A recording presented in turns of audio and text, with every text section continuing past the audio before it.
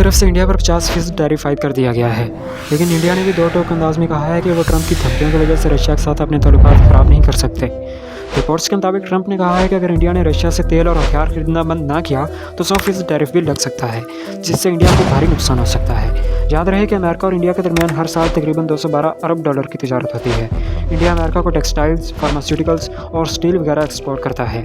जब इन चीज़ों की मांग कम होगी तो इंडियन कंपनीज में इन चीज़ों की प्रोडक्शन भी कम हो जाएगी, जिससे लाखों लोग बेरोजगार हो सकते हैं। इंडिया अमेरिका को एग्रीकल्चरल प्रोडक्ट्स जैसे चावल, झींगा और शहद वगैरह भी एक्सपोर्ट करता है, और इन चीज़ों की मांग कम होने से किसानों की आमदनी पर भी गहरा असर पड़ सकता है।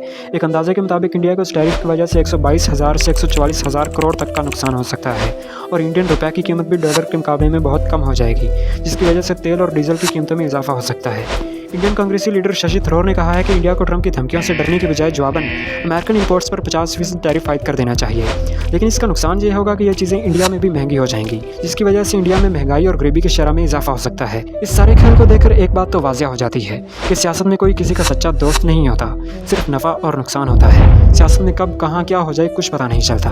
अमेरिका के दोगलेपन का अंदाज़ा इस बात से लगाने कि वो दूसरे ममालिक पर तो रशिया से ट्रेड करने पर पाबंदियाँ लगाता है, लेकिन खुद रशिया से अरबों डॉलर का तेल और यूरेनियम खरीद रहा है। लाइक और सब्सक्राइब ज़रूर करें।